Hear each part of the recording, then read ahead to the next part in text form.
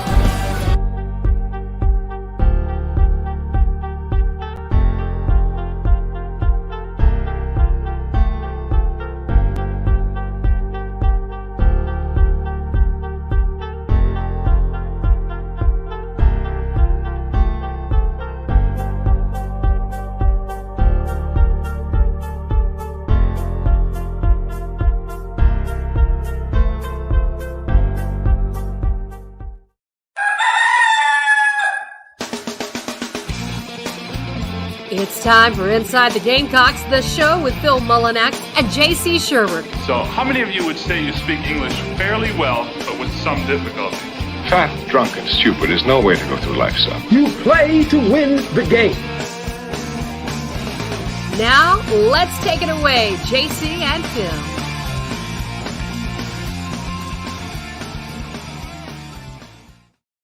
Welcome in to Inside the Gamecocks, the show. I'm J.C. Sherbert. He's Phil Mullinax.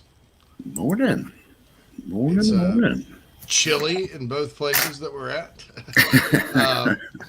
Thursday episode, that means Chris Phillips from the Spurs Up Show joining us at 11:30. High energy segment for him. Nana Sports chat box, I Help Consulting Mailbag. Basically, kind of a free-form show today. Not a lot going on. Kind of some pending things out there. Everybody wants to know about Nicholas Harbor. Obviously, he's a 5-star recruit. Finished about 17th in the country, according to most people. Fast guy. I say he's going to play touchdown if he plays on offense. If he can catch it all.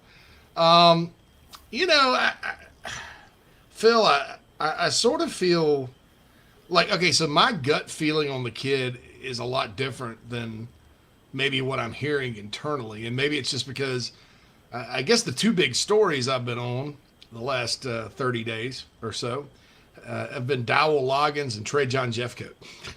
Right. and so maybe I'm a little gun shy because both of those situations, the reaction was not good, though I do think people are kind of warming up to Coach Loggins because of what he's done on the recruiting trail.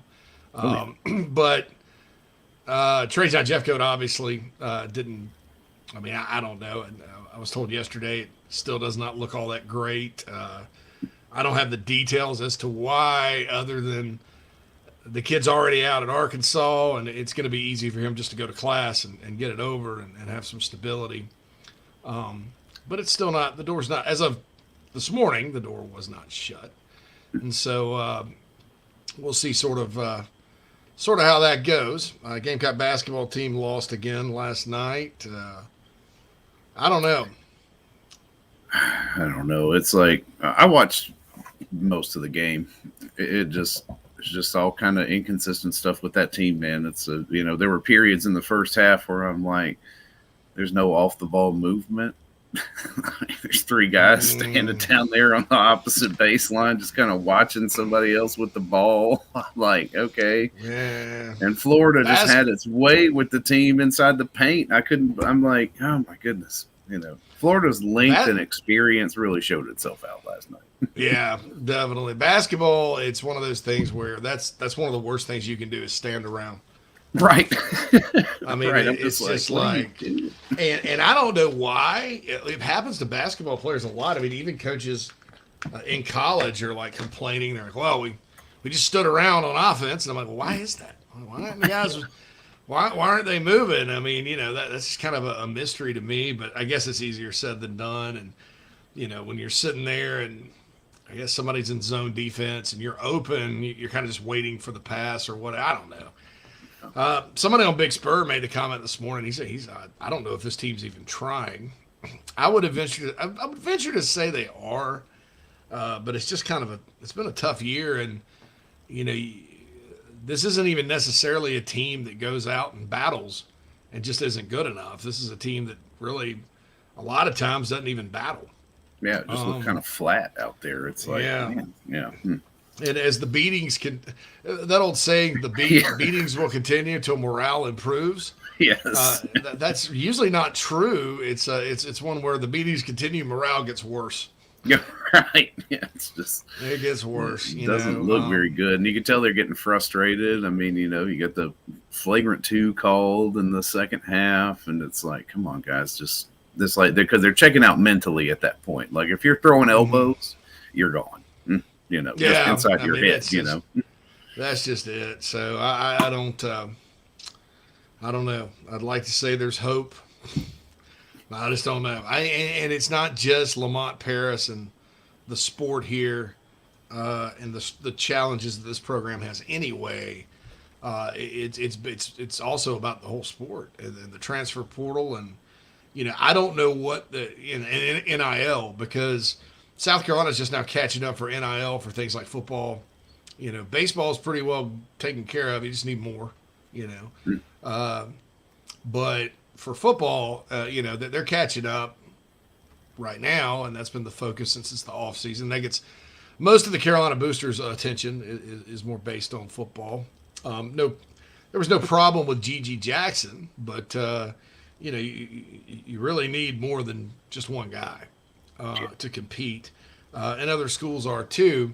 And so that's a concern. I think South Carolina, for being in a position NIL-wise to fund what's needed in hoops, it's probably about a year away. So what do you? Here's the question: what do? You have the 2 in-state guys committed. They're pretty good players. I don't think they're going anywhere. I think there's a lot of options out there. If you're Lamont Paris, I think what I'm going to do is I'm going to scour low majors, not even mid majors, low majors, and try to pick off their best players. Find the true diamonds in the rough down there. Yeah. And in this situation, this is the situation where you sort of do miss Frank Martin because, Frank called a lot of crap about recruiting. And he didn't get the in-state guys, and that's kind of what people pay attention to. Nobody really was fired up, jumping up and down with like Jermaine Cousinard committed, even though he's a really good player. And I know the reason for that, and I'm not blaming the fans. Certainly don't deserve blame for it because, look, every time South Carolina's been good at men's basketball since the McGuire era, and Frank McGuire recruited New York City. He had some in-state guys, but New York was his pipeline.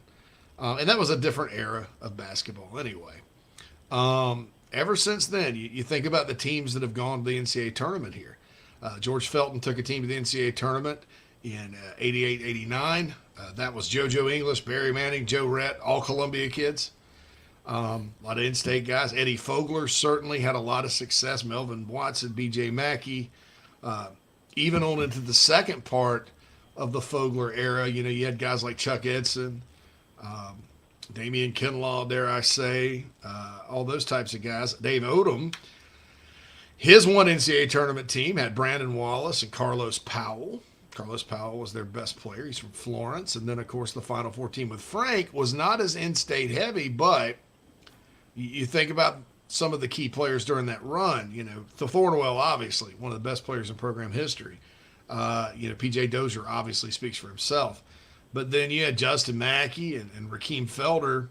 And Felder is a native. He played high school ball in New York, but, he's from Indian land. Those guys made plays. And so unless South Carolina is getting at least some of the top in-state guys, they really have never done much since the McGuire era. Now, so I understand why people pay attention to that, but and look, they have some in-state guys on the team. G.G. Jackson's an in-state guy. Chico Carter's an in-state guy. Kid from Citadel's Hayden Brown, in-state guy. Burns High School Rebel, Hayden Brown. But it's just awfully tough because you have that precedent set already of kids leaving the state. You do have Gigi there, who's on a bad team. But it's going to be an even tougher sell without NIL and all that. So, I think what you do if you're Lamont is you just take your shot at, let's go find guys that are at lower levels that slip through the cracks that can play and get them here because they're just hoping to go play, high major. And then take your shot. Now, some may say that's what he did this year. Right. And so there are some new faces on the team, right? Yeah, that are not Michi Johnson and G.G. Jackson. Work out a little bit well, but it's a tough one. It's a very tough and sad state of affairs, with the program. And the problem is, I think everyone can live with this if there was light at the end of the tunnel. You guys remember Eddie Fogler went 9-19 and 10-17 his first 2 years, but while he was doing that, he was getting Melvin Watson committed and working on B.J. Mackey to get him in and, things like that. Really, Fogler dominated the state. If it hadn't been for Kevin Garnett and Jermaine O'Neal if they had the one and done rule then, that could have been an even better team because you could have had Garnett, you could have had Jermaine O'Neal. There's lots of talk about which one would have come. Like the most people tell me Jermaine O'Neal, had he gone to college, may have gone to Kentucky. But most people that talk about Garnett say he was definitely coming back to South Carolina. From Farragut High School up here in the Windy City, actually. Originally from Malden, the Mavericks. But it's just tough because you just don't know, what do you hang your hat on right now to look forward to the future, because next season is probably looking even worse. You know, because you're not going to have GG. you're not going to have GG. Probably not going to have Michi. I mean, I just it's tough because most of the time when you go through a season like this with a first-year head coach, you do see light at the end of the tunnel. You go, hey, wait a minute. But the game has changed so much, and recruiting has changed so much in all sports that it's hard to paint a picture in your mind about, well, this is why things are going to get better. And that is really, it's unfortunate because I don't know that it's probably circumstances beyond the control of Lamont Paris. So that's kind of the deal with basketball. And we do have an iHelp Consulting mailbag question about that we'll get to here in a little bit. We got a couple of iHelp Consulting mailbag questions, Phil, we're going to get to today. Oh, yeah. Of course, the Nana Sports chat box is always rocking and rolling. Jerry Bragg is first in. Congratulations, Jerry. Says good morning. Krager wants to say Murdaugh trial or JC and Phil. You may get to miss a Dick Harpootlian monologue. That's right. Those are always fun. I'll tell you this about Dick Harpootlian. Love him, hate him, whatever. And, his whole crusade against 5 points bothers me. His crusade against the Board of Trustees at Carolina does not, although he was ill-informed about athletic spending. And he is a Clemson guy. He's a hell of a lawyer. I mean, he's got some talent like you see on the movie when you watch, like, what's that movie? Richard Gere, Primal Fear? With Ed Norton. Yeah. They shot that in Chicago, so it came to mind.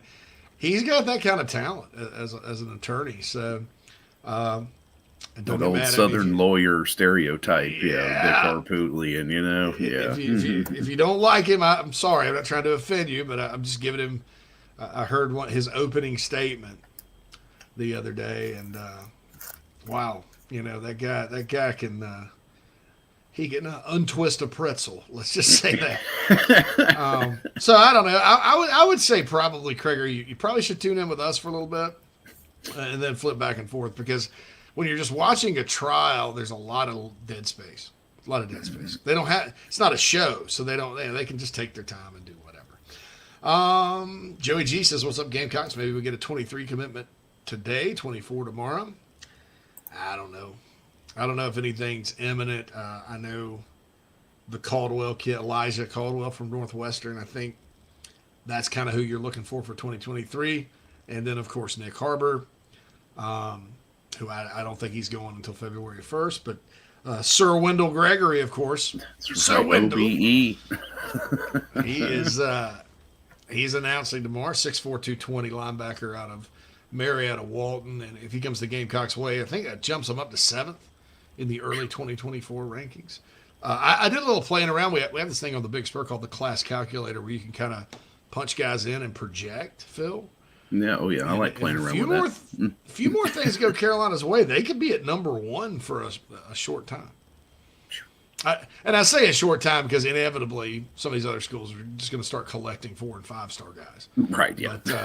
But look, Blake Franks, a lot of interesting movement on Twitter by Lonnie Teasley and Greg Atkins and Sam Searby, the guys that kind of help recruit offensive line. Josiah Thompson's nickname's Big Cat. So all of a sudden you get this Lion King style roar looking thing gift. Yeah. It was a lion and he went up, roar, you couldn't hear it. And then Blake Franks, is bottles of hot sauce. Frank's Red Hot, man. Yep. I mean, that's everywhere. Genius. That's genius, man. Maybe he wants some buffalo wings, but I don't know. I think Blake Franks, Carolina's done a good enough job with him to where he's a bit torn. And about 6 weeks ago, I'd have said, well, he's probably going to be playing in orange over there at Clemson, but I don't know that that's the case anymore. And he continues to visit. And I think his friends, are all going to Carolina. So that's it. Now, Josiah Thompson, from what I read, is visiting Clemson with Franks this weekend. And a lot of people kind of have said, oh, well, that'll be good for Carolina. I don't know, man. I've seen guys that are locks for Carolina that Gamecocks have already penciled in for the class, roll up to Clemson for an unofficial, and then the whole thing does a 180. Now, that hadn't been recently, but, I've seen that happen before. Going all the way back to the class of 07 with DeMario Jeffrey and Chris Payne. They actually committed to Clemson. And then rolled back. Go all the way back to Garrett Anderson from Dutch Fork, who was a Gamecock.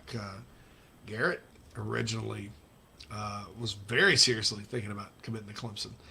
So I've seen them over the years when it's head-to-head with Carolina flip the narrative. So what you hope doesn't happen is that they get in Thompson's head and then all of a sudden things are iffy. But I don't know. It's a different day, different era. I'll always take my chances with Lonnie Teasley and that group, recruiting offensive linemen. But we'll see sort of what happens with that. Sean has a question. How about Brandon Staley's from Aiken High? Carolina hadn't offered, but Bama and Clemson and others have. I need to check on that. I don't have an answer other than maybe he's just not as high on Steps offer board as maybe some other guys. I don't know. I need to check him out. I did see Clemson had offered him. I did not know about Bama, but right there in Aiken, you better hope, if you don't offer, you better hope he's not all that good.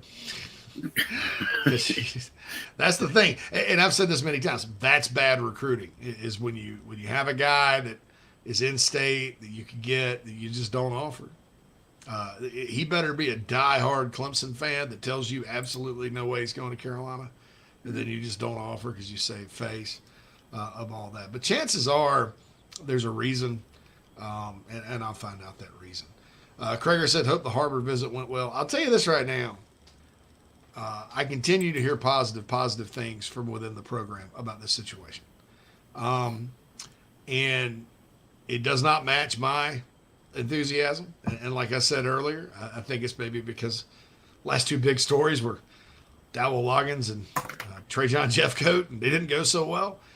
So maybe I'm just like hesitant to get anybody's hopes up about anything. But there's a lot of feeling, especially with the staff and especially with the players that are in the class, that he's going to come Carolina's way. Stay tuned next Wednesday. It's a big day because Jamie's joining the show and Nick Harbor's going to commit. I don't know what time yet.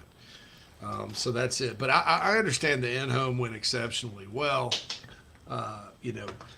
His parents obviously will always, they're very involved with like the academic end and stuff. Shane Beamer's really good in the in-home. So we'll see sort of what happens there. Carolina Empire says the younger Hyatt is nowhere near as good as his older brother, not fast enough. Yeah, probably not. I don't think he's good enough. I think he's a mid-major prospect, just from my evaluation of him. Joey Sock says, how's the weather, JC? We only got a dusting here in Lexington. I'm sure you got at least a few more inches. It's still snowing. Looking out right now. Yeah, the sun came out down here today. It's nice. Yeah, that's right. Yeah. Carolina Empire asked when JB's joining us daily. A week from yesterday, it'll be Wednesday. Mm-hmm. Bruin says Caldwell a Gamecock. Can't wait for that 16-7 connection. Sellers to Caldwell. You may be seeing that down the road quite a bit, Bruin Nation. I like Caldwell. I'm kind of curious as to why his offer sheet was not more extensive than it was, but I'll tell you, I've seen many times over the years a kid will commit to App State or commit to East Carolina, and they end up being good enough. Xavier Short was like that. He was App State commit, and then the Gamecocks swooped in and got him. So I think Caldwell will be a very understated he and Tyshawn Russell both. Take a good look at those guys. I'm not saying they're going to win the Bolitnikoff or anything. I'm just saying that, Caldwell's one of those in-state guys that you just sort of know will turn out. Northwestern, great program, all that good stuff. Cartwright, has anyone asked about Jeffcoat yet? No, but I updated it. It doesn't look good, but it's not done yet. Joel says, what the heck? Why didn't I? Steve Newton says, what the heck? Why didn't I get these excuses? He lasted 2 years, man. There were, and he also, and here's the difference. And look, I'm not defending Lamont Paris one way or the other. I think we have to all wait and see. And I did state clearly that there's just not a lot of reason for hope right now. It's not all his fault, but, find a way, right? Yeah. But it's interesting. Like, you can't even watch the team on the court and say, man, it would be interesting to see what this looks like if he had, 3 seniors, a couple of juniors. It's like there's just nothing to really build on. Nothing there. There's nothing there. Nothing. There's nothing there. There's nothing there. But Newton also went 3-13 in the SEC with a team that was picked second in the division. They had divisions back then, and had JoJo English and Barry Manning and Joe Redd. A lot of good players.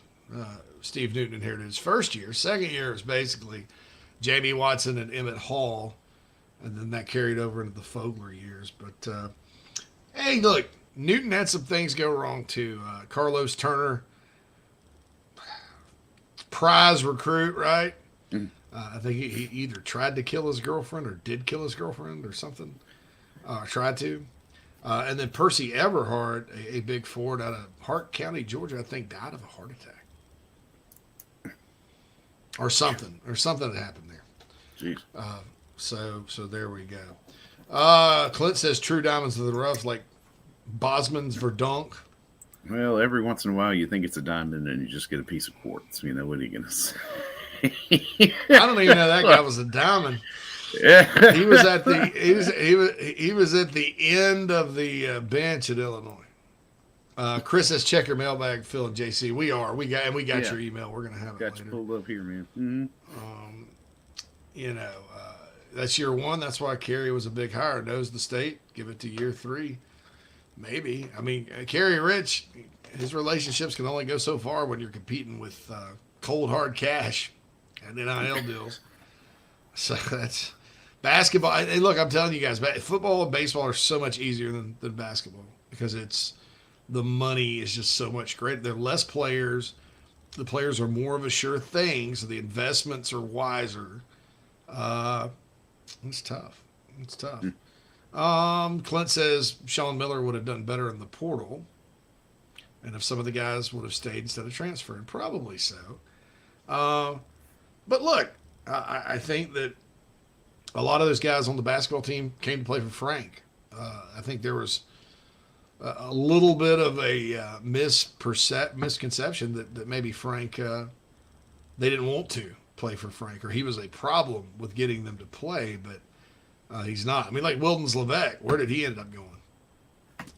Massachusetts to play for Frank.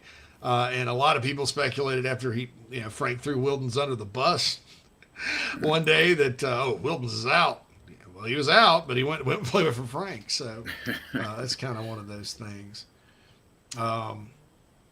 Chuck Edson was a great get for Fogler.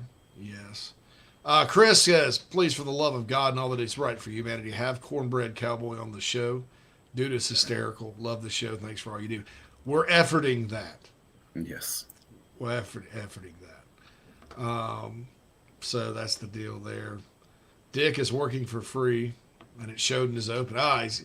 This guy does not agree that Dick Harpootlian had a good opening. No structure and seemingly little prep. I guess it sucks when you know your defendant's guilty as hell and you're not being paid to be. I don't know. I'll tell you this. I don't know. I mean, what the state sounded yesterday like they have more evidence than we're all aware of, and they have to disclose it to the defense, but it's going to be interesting to see exactly what they come up with. Saunders worried about Josiah Thompson visiting Clemson. Yeah, well, Josiah's not committed yet, publicly, at least. So that's the deal there. We're up against it for a break. Chris Phillips on the other side. Then we'll get another break about 10 or 11:50-ish. Come back, answer more of your questions. Don't forget, I help consulting mailbag questions inside the Gamecocks at gmail.com. And we can answer those and answer more. Continue this discussion on recruiting, football, and basketball. Maybe a little baseball. But Chris is coming up next. High energy Chris Phillips right after this on the show. Golfers and wannabe golfers, former Gamecock golfer Meredith Taylor is now a full-time golf instructor in the Midlands of South Carolina.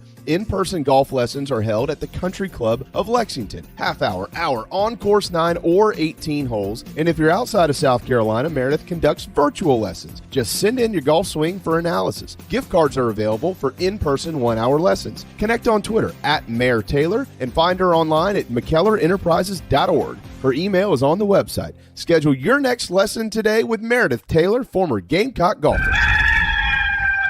Gamecock Nation, do you need a place to stay for the big game? Many hotel booking engines keep all the commissions, but at Fan Plans, you support inside the Gamecocks, still earn your hotel loyalty points, and you receive an email with direct confirmation from the hotel. Whether you are visiting Columbia to cheer on Carolina or hitting the road to follow the team, get in the stands with Fan Plans. This is Coach O. Now back to the show. Go Tigers in the soul.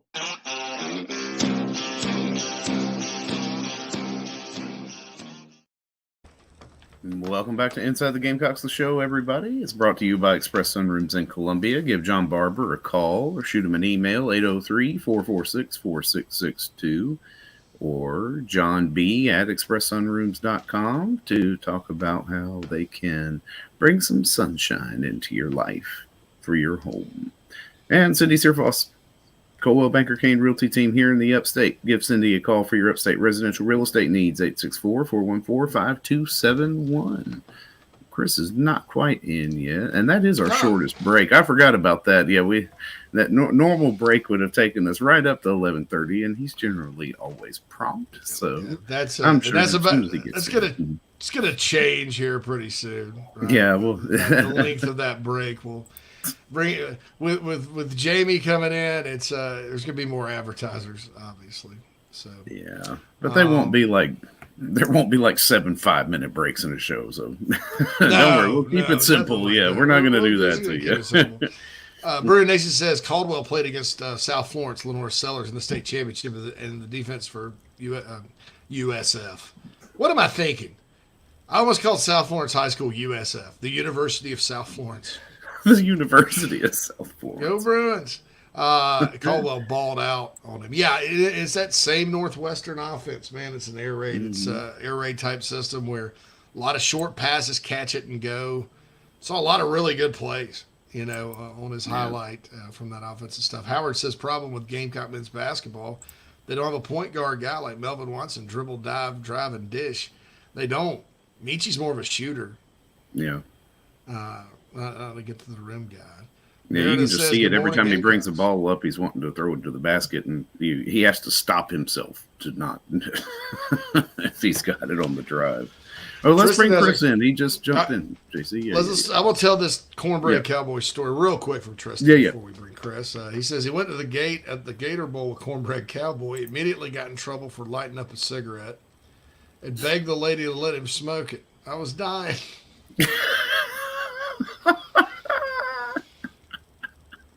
Mark asked about Braden Davis. Last I heard on Braden, long way to go on that one. All right, let's bring Chris in. All right. Welcome in Chris Phillips of the Spurs Up Show, joining us on the McKellar Enterprises guest line. As usual, for his weekly segment, Chris, I know we watched the basketball game last night for what it was worth, but you see any hope here? I mean, like I was talking to JC earlier, I was like, usually you can see like, okay, I could see what this would look like if we had 3 or 4 seniors and a couple of junior starters, but it's just so amorphous, I can't figure anything out right now. Yeah, JC, Phil, first things first, good to chat with you guys, of course, as always. I'm not even sure a find some joy comment from Lamont Paris would do much for us at this point. By the way, side note, Cornbread Cowboy, legend. Met him at the Gator Bowl, by the way, first time. We've been following each other for quite a while, and I don't know if you guys have ever actually checked out his TikTok. Like, he's a very big deal, like 300,000 followers. Like, he crushes, and his content's incredible. But, I got to meet him in person, and, I mean, that is truly a living legend. That word gets thrown out there a lot, but it really does apply to him. So the cigarette story is not one that surprises me in the least bit. I got his poster. You see his poster. See back there below inside the Gamecocks show. The fact that he and Steven Garcia live in the same city, that's pretty scary when you think about that.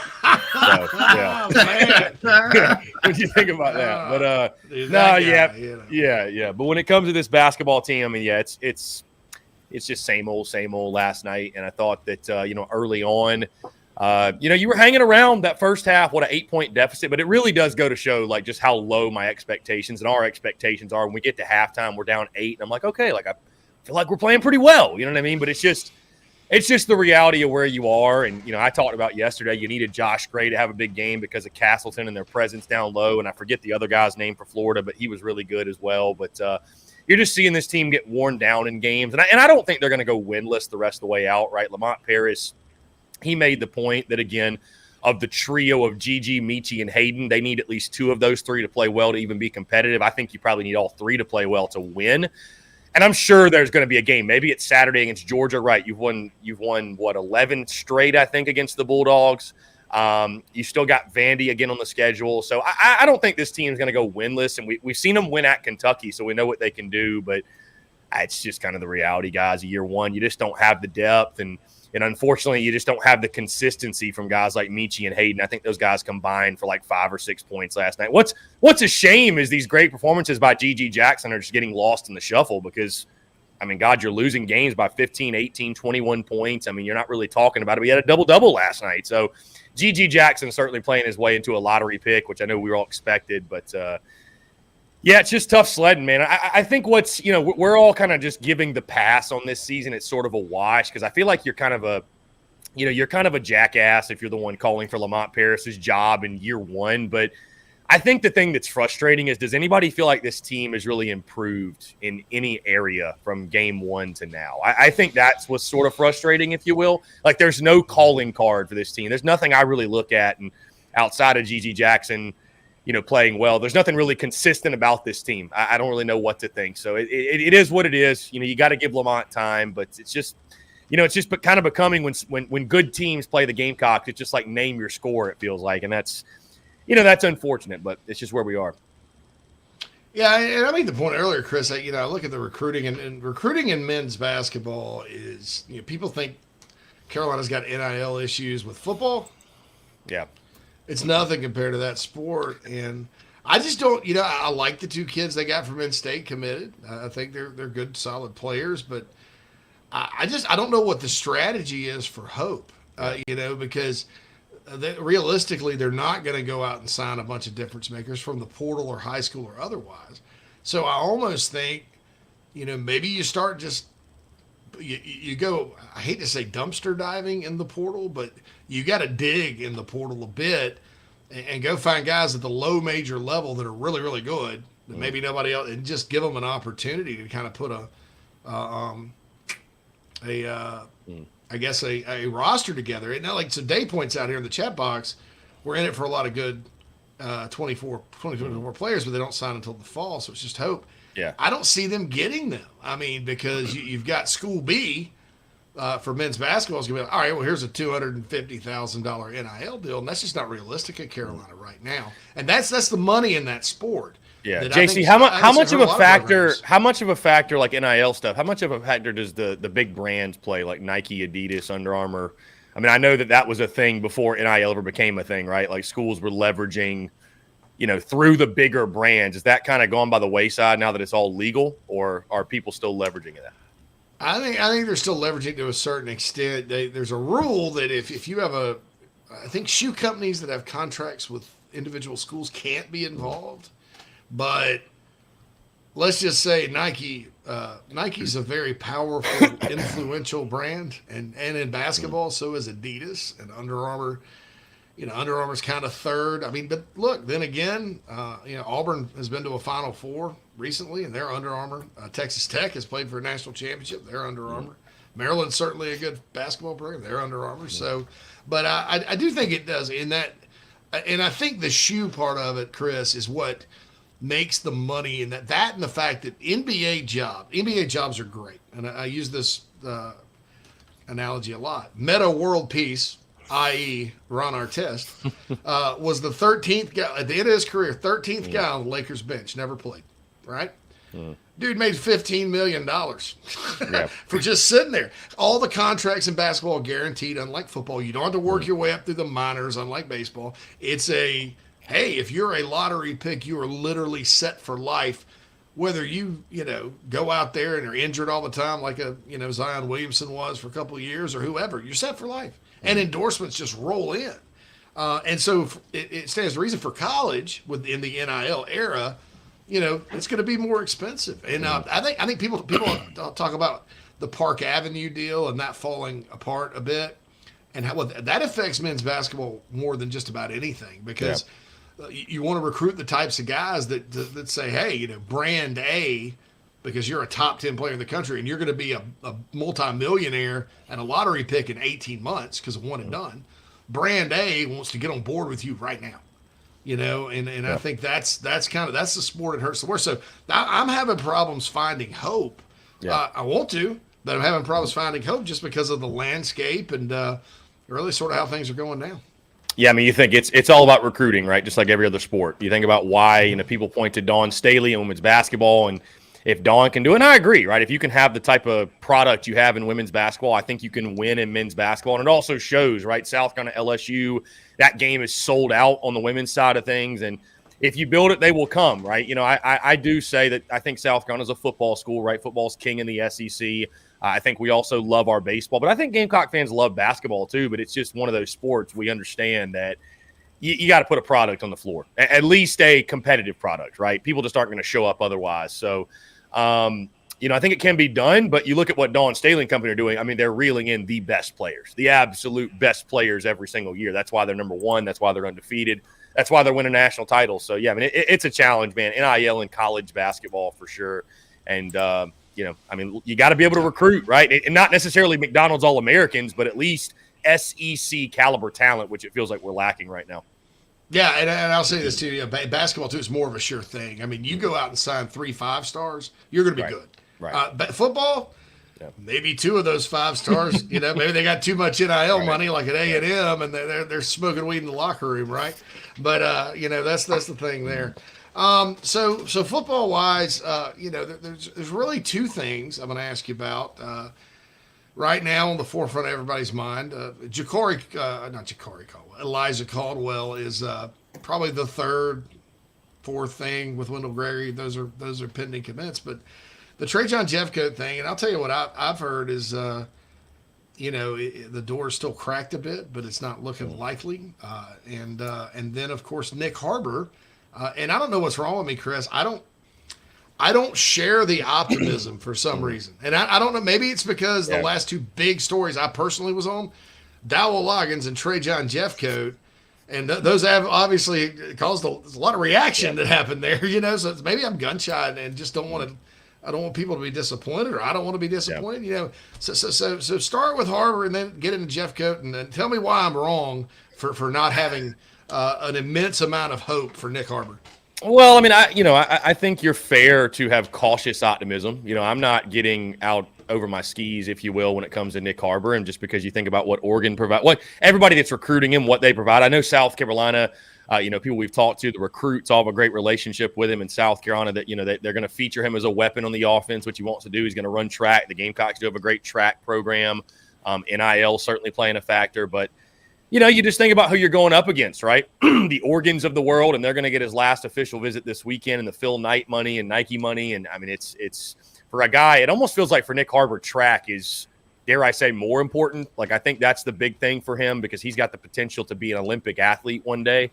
I'm optimistic. JC, I don't think you're crazy, though, for at least keeping yourself a little bit guarded, right? Just because when it comes to a guy like that, we just don't know. Nobody really knows. I was listening to 24/7. Brian Doan at 24/7 earlier this week, and he literally said, bottom line is this: nobody knows where he's going. Maybe even Nick Harbor doesn't know where he's going, right? So I know Shane Beamer and company, they brought out the reinforcements last night. They were in D.C. and went and visited him in home, and I'm sure the visit went great. I'm sure they're telling him everything he wants to hear and even more, and I'm sure they gave their absolute best pitch last night. And listen, don't doubt Shane Beamer, right? I think the beautiful thing is we've seen him. We've overachieved the first 2 years on the field. They continue to make great strides off the field in recruiting. They continue to hit home runs. And I think right now, it's a great time to be recruiting Nick Harbor because, you got all the positive momentum you could ask for, right? In regards to on the field, off the field, the wins you're having in recruiting.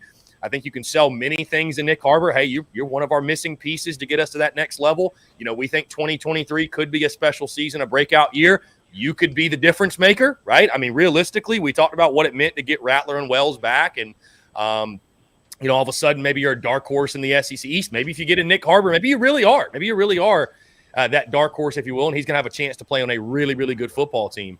Beyond that, I mean, I would say, again, I'm 50-50 on it. I think the Gamecocks have got a great shot, but I'm not getting out ahead of myself either. And I'm just excited to see where he goes. And obviously, if South Carolina gets him, it would be huge. Excuse the dogs in the background, by the way. I'm watching somebody's dogs.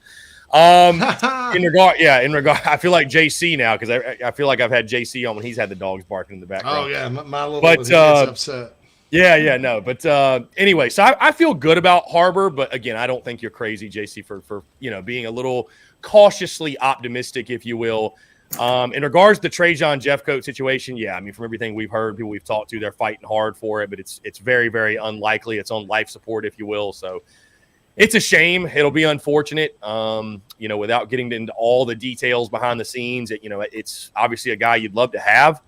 We know at this point it's not academics, right? The guy was an SEC academic All-American or whatever. But, I trust that Clayton White and Beamer and those guys, they'll have the guys they need on the edge. But, man, Jeffcoat would have been a huge pickup just because that's a position of need. You lose 2 starters there, right? And, certainly he would have been a great replacement. So, all in all, though, you got to feel confident. Elijah Caldwell, like you mentioned, when you're on the show, JC, actually today, I think he'll make that announcement sometime between 1 and 2, I think they said. 6 foot 190 out of Rock Hill. Yeah, but, you got to love the momentum that Shane Beamer's built on the recruiting trail. You look at 24, you look at 25, obviously what they just did in the 23 class. And again, if you can land Nick Harbor, that would really be the exclamation point. So bottom line is this on Harbor. I think the Gamecocks have got as good a shot as anybody. I don't know that Harbor's given off any indication of any sort of lean. Again, the Oregon visit concerns me. I know Southern Cal, Michigan, his mom likes Michigan a lot, I think. Of course, Maryland, I don't think they're really a factor. Sorry about it, Mike Loxley, but it's as expected. It's going to be very competitive to land his services. And what a win it would be for South Carolina if they can get him next week. So Chris Phillips, the Spurs Up Show. Don't forget, I'll be on the Spurs Up Show around 1:15. And I need to start maybe not scheduling doctors, telehealth, and conference calls at 8 in the morning because I missed that. I missed that Caldwell was announcing today. So yeah, Sports Talk, I think late last night, I think they had his coach on. On the show, and he said that he's going to announce today. So I think, again, when you're on or maybe right before you come on, I think we all feel pretty good about Caldwell and the chances of South Carolina to land him. So we might be able to talk about a commitment as it's happening when we have you on the show today. So yeah, no doubt. That'll be outstanding. And, yeah, I like him a lot as a player. I think probably underrated a little bit right there. Jaffaler has a question for you. He says, is it Omaha or bust this year for the baseball team? What do you think? No, I don't think Omaha or bust, but I do think super regional or bust. Because if you don't make the supers, here's the thing. Last year you were ravaged by injuries and, you still fell short of expectations. You go below 500.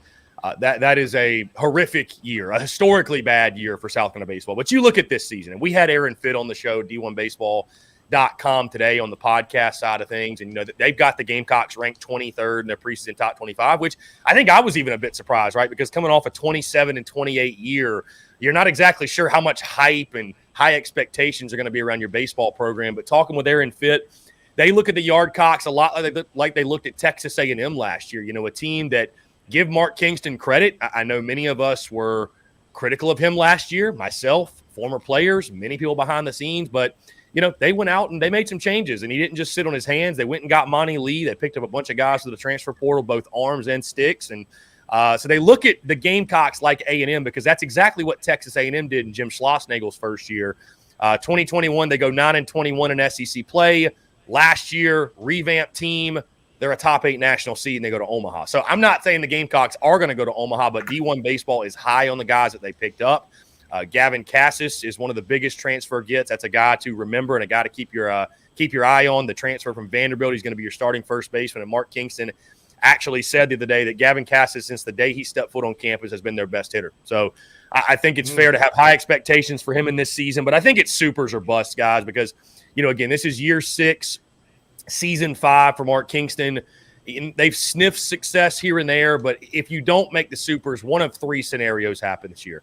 Number 1, you miss the postseason. I think you got to make a change. Number 2, you had an okay year. You're a 2 or 3 seed in a regional somewhere. You don't win the regional. I still think that's not going to be enough. And the third, and maybe the most damning of all, if you host a regional and you can't win your own regional, it's like an unforgivable sin at South Carolina. So I think to really feel good, people I've talked to behind the scenes, they've said if he gets to a regional final, there's a really good chance he'll be back.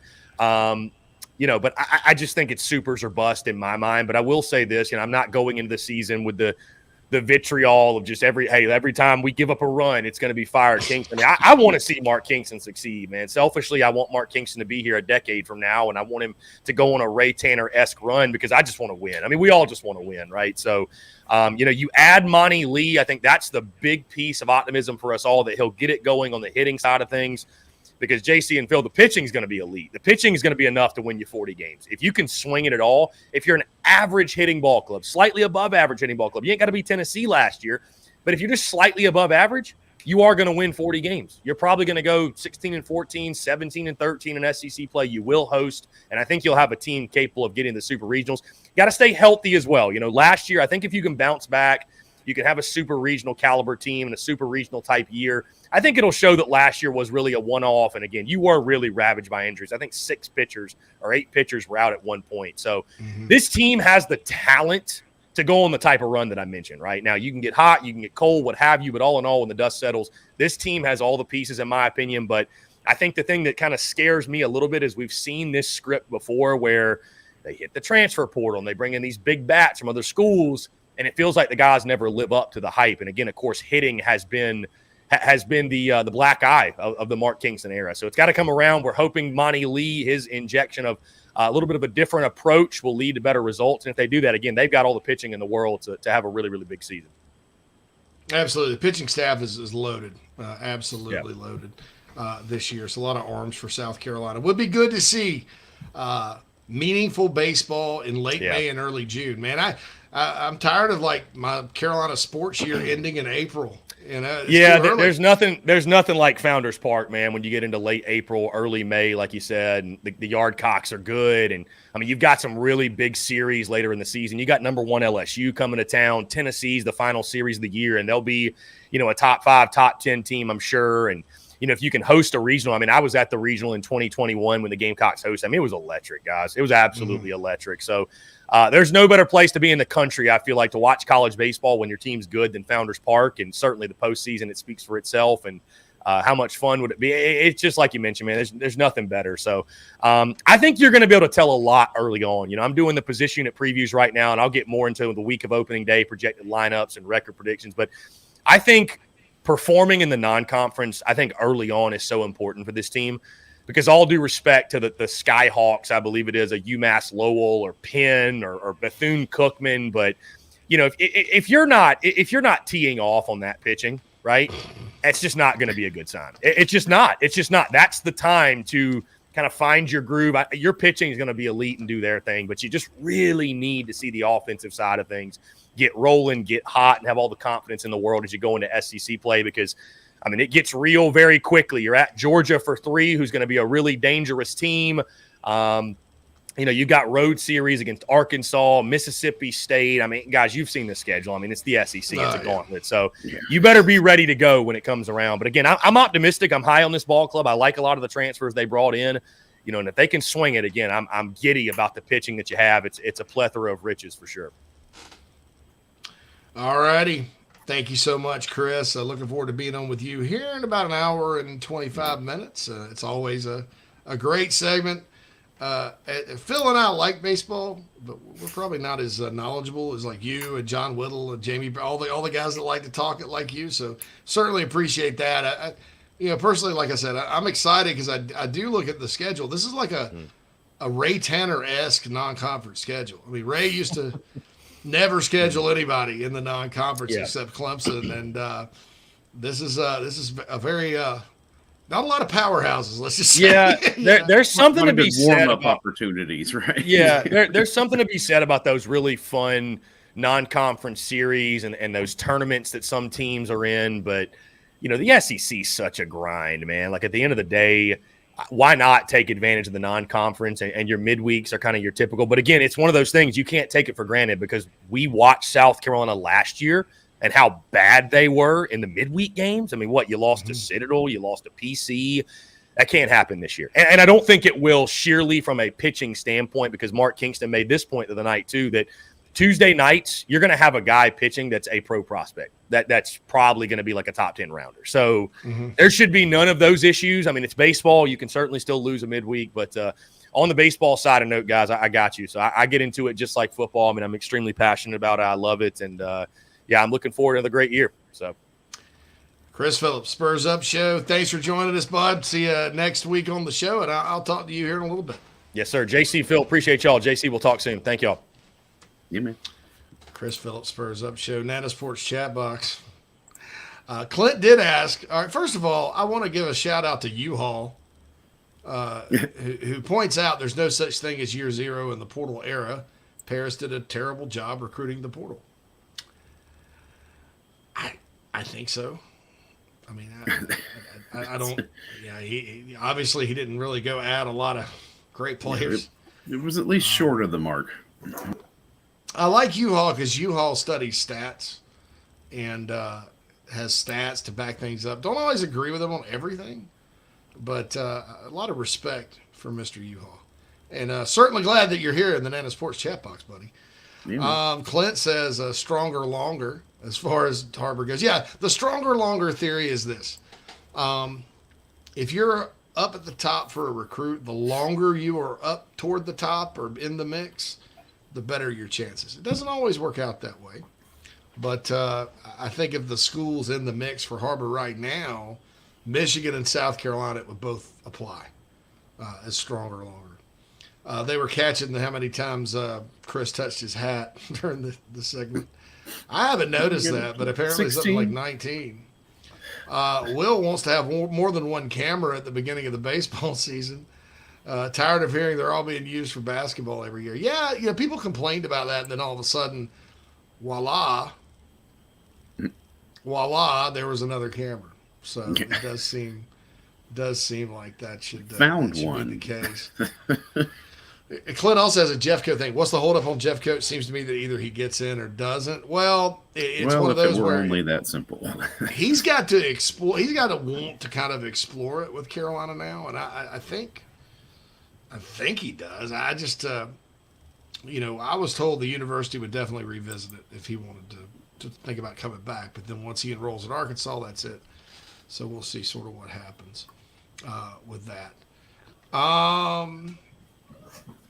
Michael says, always look, well, never mind. 76 says, U-Haul is right on Paris, though.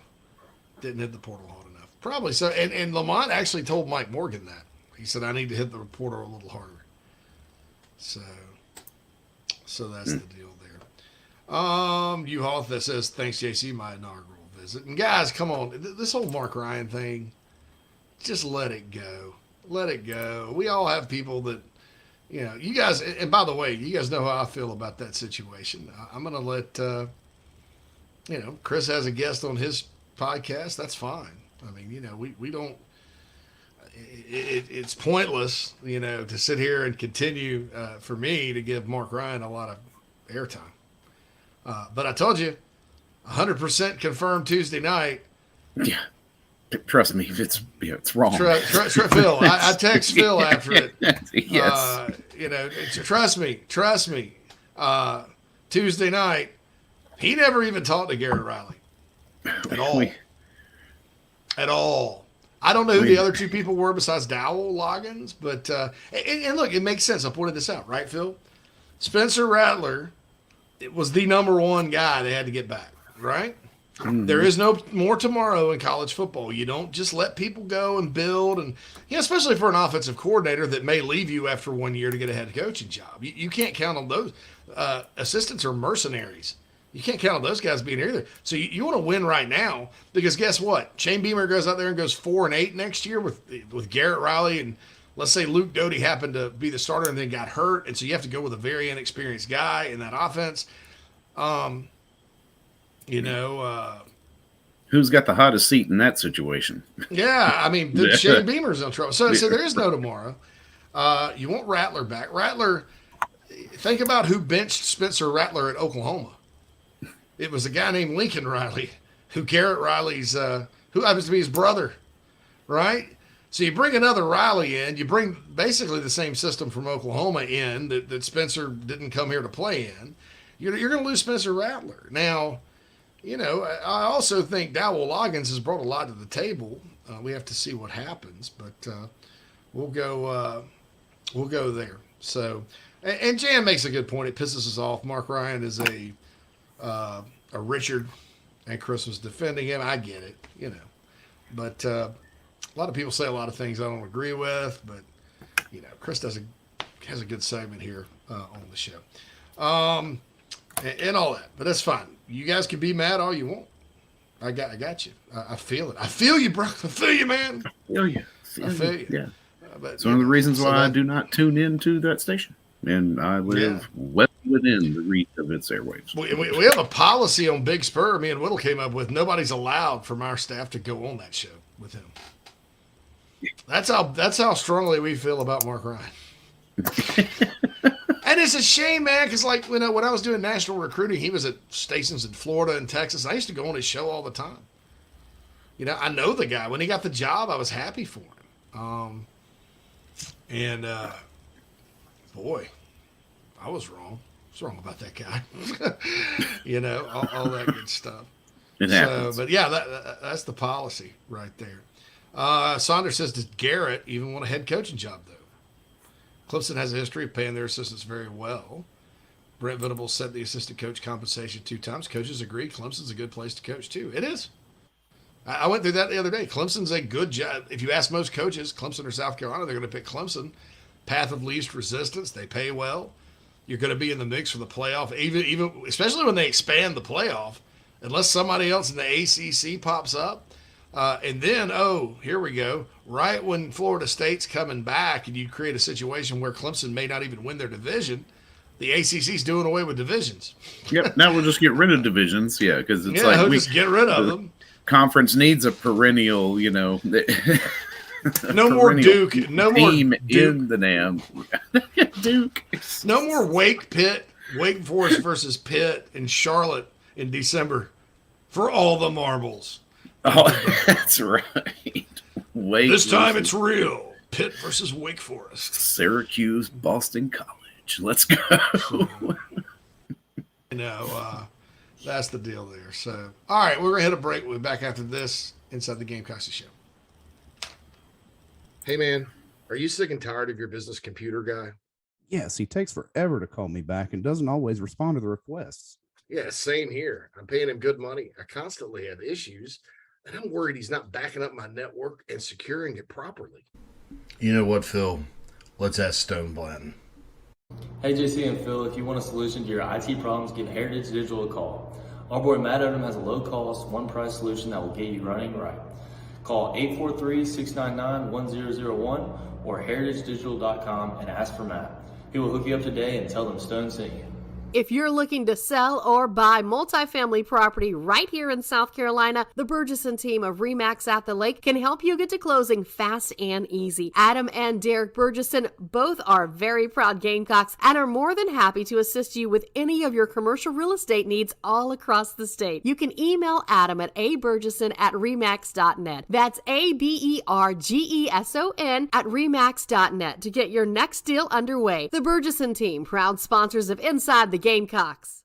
Family vacations, a new car, a new boat, all cost money, but you don't necessarily have to make more to afford any of that if you can save cash that's flying out the window now. iHelp Consulting can help you finally get the kids to Disney World, upgrade the minivan, or drop that new boat in the water next summer. Let Daniel and iHelp Consulting consult with you. No fees, just savings. You pay them a percentage of those savings. Save on essential services, credit card fees, you name it. Let them find it. These folks are incredible. iHelpconsulting.com Gamecocks.com. How can I help you? This is freshman All-American Nicky Memorial of the Carolina Gamecocks, and you are listening to The Show with JC and Phil.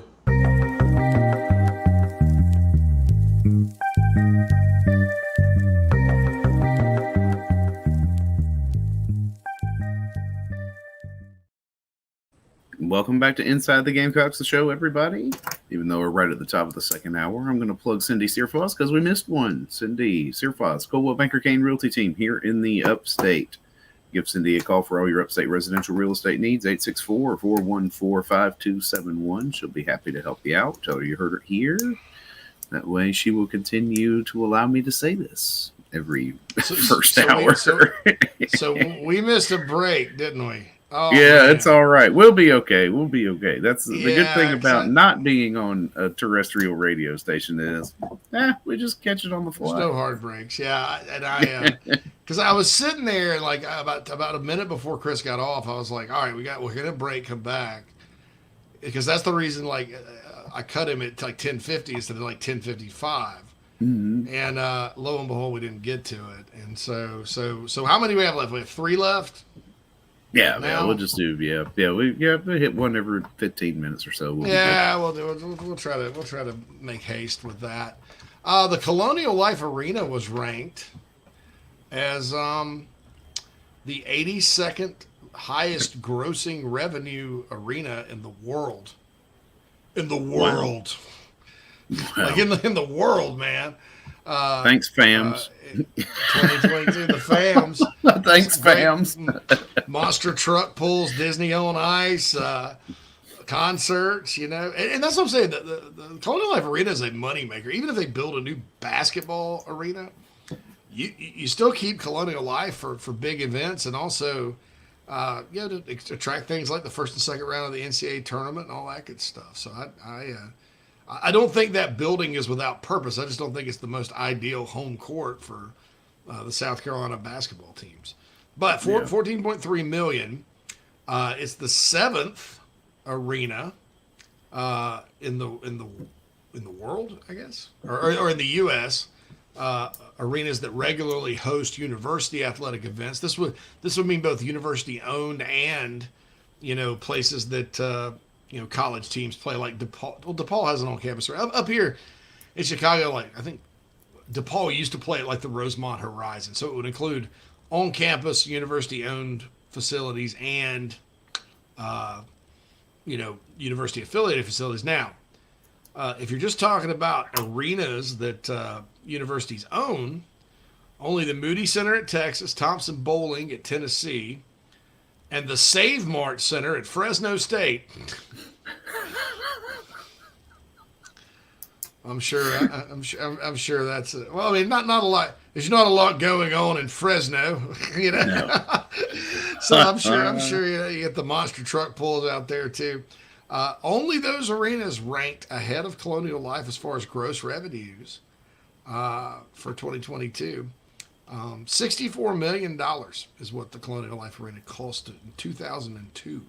So it's 20 years old, $64 million, operated by the Gamecocks Athletics. So hats off to everybody that works there. I know, the folks that run and that work in the venues and that are kind of behind the scenes on game days, events, whatever. They don't always get a lot of credit. Nobody even really talks about them unless something goes horribly wrong. Like doo-doo ice at the football games and the long lines in the bathrooms and stuff. So shout out to them. Shout out to bringing in that cheddar, from the CLA. And, certainly, like I said, I continue to maintain it. I think it's a beautiful building in a lot of ways. I just don't know that it's realistically a spot. South Carolina would have to get really, really good at men's basketball, I think, to fill that puppy up every year. And look, they were on their way to doing it. If you think about when they started building this, it was during the Fogler era, after Carolina just won the SEC, 4 or 5 years into being in the league. I think a lot of people felt at the time, because you look at the departure from the ACC and then the Metro Conference years, that was sort of what a lot of people felt, lack of conference membership, that influences at-large bids, the NCAA tournament, everything like that. I think everybody felt like that was what the basketball program was missing. You hire Eddie Fogler, he wins it in his 4th year, and then goes right back the next year, 2 one-and-dones, of course. Frank McGuire Arena was selling out season tickets like mad. I mean, they were hanging off the rafters. They thought Carolina basketball was back. So, hey, 17,000 seat arena, kind of like Arkansas. That was the vision. Then, unfortunately, the bottom fell out with Fogler. He didn't even coach in the arena. Dave Odom comes in. And then, the rest is history. I don't have to go through all of it. Dave Odom to Darren Horn to Frank Martin, and here we are with Lamont Paris. So, and it's just the interest in this program has just eroded over time. You're talking about a long, long time from those Fogler years where the vision was, here's where we're going. It's going to be just like, when South Carolina was in the ACC. The SEC was kind of Kentucky and Arkansas and everybody else. So why not South Carolina? Last time they were in a major conference, they were a national power. And it just hadn't worked out that way. But I do understand the vision with all of that. Lance has been having some. He says he's going to have Omaha, or I'm drinking all the lattes. Michael, let me explain something, Michael. He committed. Trajan did commit to Arkansas, but that's just like a verbal commit. He hasn't signed, right? So when you transfer in, you sign basically by going to class. So it's not binding. So I want to make that clear that I know I missed that Caldwell was announcing today, but I want to make it clear. I know he committed to Arkansas, but that's a commitment. So that's why it's still not over, until he actually enrolls, which he probably should do. Cam says we're on to Cincinnati. Basically. Brandon says, JC, what's the deal on Xavion Hardy? Will pour me a pint of Dowell Loggins if he makes it in. Cheers. I think he's still signing. He keeps saying he is. I haven't heard that now. Tony had some different information on it, but on our site. But I think he's still signing. Now, is he going to qualify academically? That's a question. All that good stuff. Frank says that clown Nolan at Locked in the Razor on the Razorbacks claims Jeffcoat never wanted to play at South Carolina or for Shane Beamer, and once he saw Arkansas's facility, he committed to him. I can tell you that clown Nolan is a liar, and he needs to get his facts straight. And you can tell him I said that, and I doubt I'll acknowledge him if he calls me. His little feelings get hurt. And he calls me out on Twitter, but he is lying. He does not know his ass from a hole in the ground on the subject. Needs to do his research, and call me back later. And that's no disrespect to Arkansas as a program. I'm thrilled to death that Jeffcoat will have an opportunity there if he doesn't come to South Carolina, right? But that's just a lie. That's just not true. Not true. In fact, I think if Jordan Birch had never hit the portal, Trajan Jeffcoat never hits the portal, and he's playing in what is it? What do they call it? The clown line rival? No, I'm sorry. The red line rivalry in Missouri, that manufactured rivalry they got now. Yeah.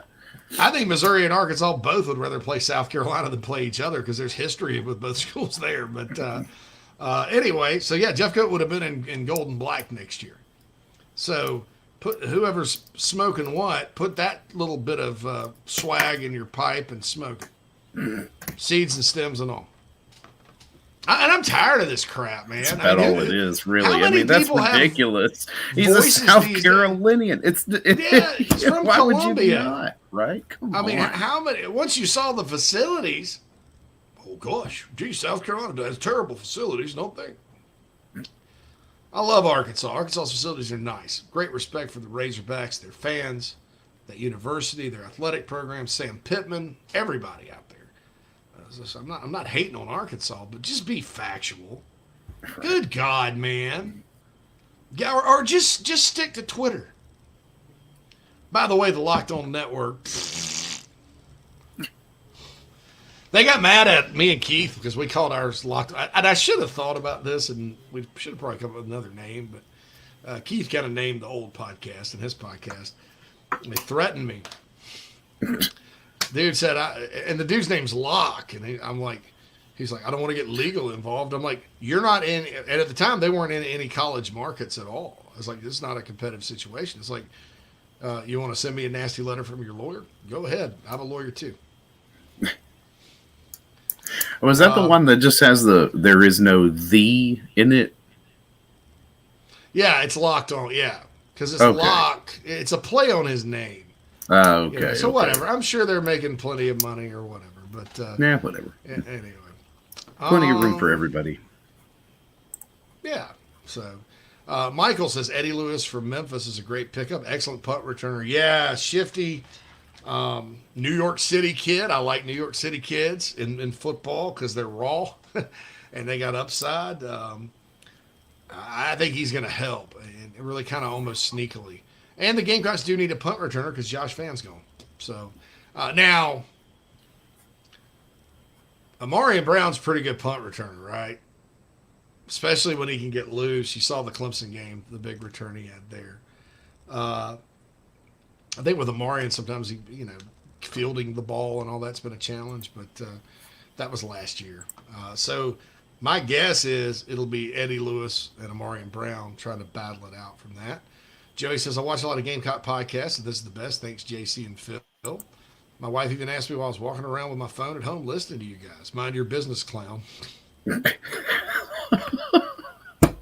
Thanks, Joey. We appreciate that. Yeah. Maybe not the wisest decision to call your wife a clown.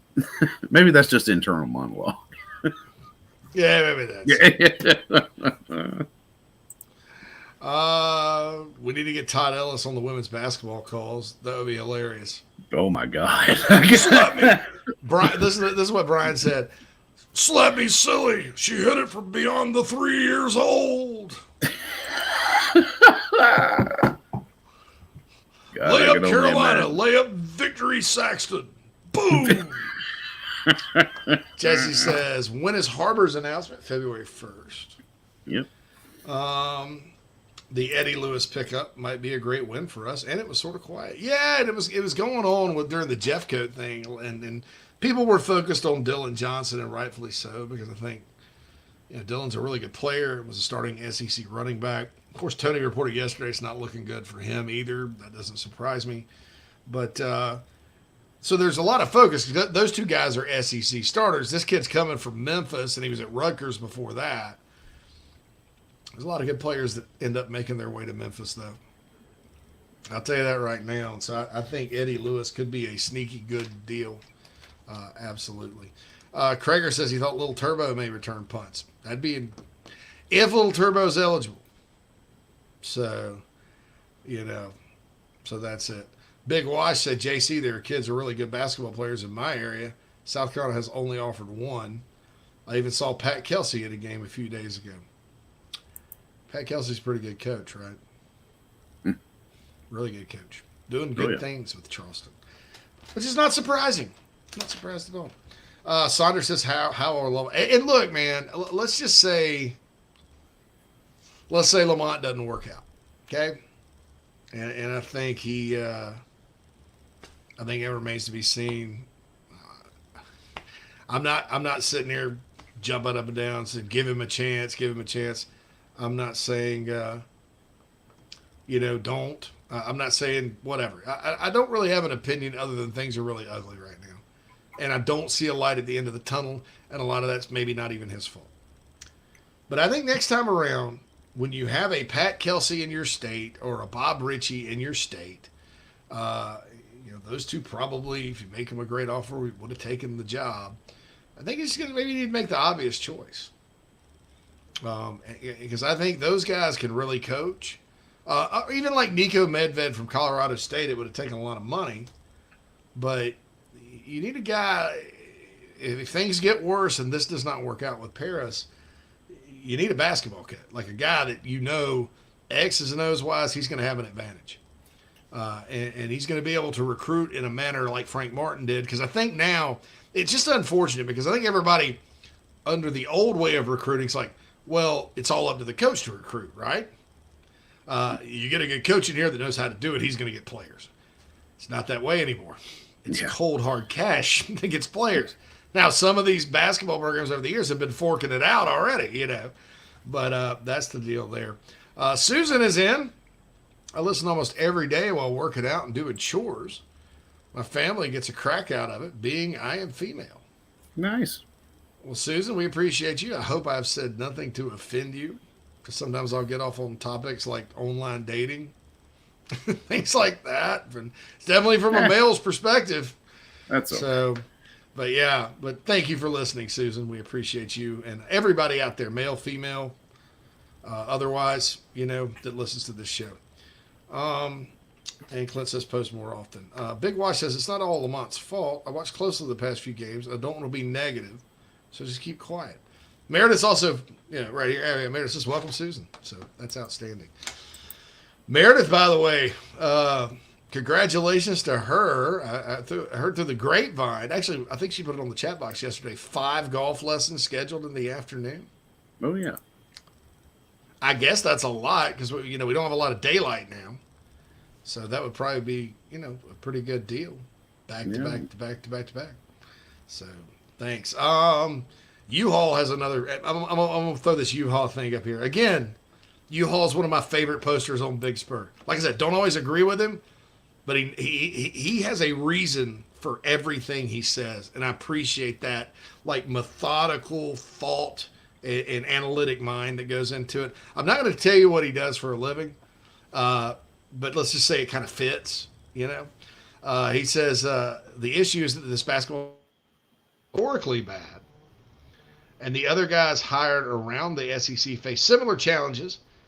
Yeah, McMahon at LSU lost his whole team, dude, and aren't putting out embarrassing performances game after game, and all that good stuff. So that's the deal there. All right, Quantrell has a point on this when we get back in the Dynasty Sports chat box. I was holding mailbag questions also today. Actually, Phil will pull that out because Chris Bone has something with this topic. So we'll get that going right now. We're back after these messages inside the Gamecocks, the show. Just as your State Farm agent combines good neighbor service with surprisingly great rates, you can combine your home, auto, life, or small business insurance with Tony Pope State Farm Insurance today. And guess what you'll get? That's right, even more good neighbor service with surprisingly great rates. In fact, Tony Pope State Farm is your go-to agent anywhere in South Carolina, North Carolina, or Georgia for the service you deserve at the price you want. So try combining your home, life, auto, and or small business insurance today. Tony Pope State Farm has been in business for more than 30 years and can handle anything you need in the tri-state area. Once again, Tony Pope State Farm will help you mix and match perfectly. Call 843-851-2222 or visit TonyPope.com today. Like a good neighbor, State Farm is there. Whoop, whoop, easy. He's got a tiger by the tail, he has. He'd better hang on too. People have spoken. Nana's Porch was voted the 3rd best food truck or trailer by the Charlotte newspaper Public Poll. Also, their pimento cheese took 3rd in a contest exclusively for products made in the state of North Carolina. I will let Noah Hall tell you about the rest. Nana's Porch, Southern cuisine with an uptown twist. If you're in the upstate of South Carolina and are in need of residential real estate services, Cindy Bass Searfoss of Caldwell Banker Kane is for you. Ask her about the village at Creekside, all of her listings in my hometown of Spartanburg, South Carolina, right there on Daniel Morgan Avenue, married to a lifelong Gamecock fan. And many of our listeners have already bought homes from her and been 100% satisfied with the detail and care she uses. Cindy Searfoss, 864-414-5271, Caldwell Banker Kane in the upstate for your real estate needs. This is Braylon Wimmer, South Carolina Gamecock Baseball, and you are listening to Inside the Gamecocks, the show with JC and Phil. Go Cox!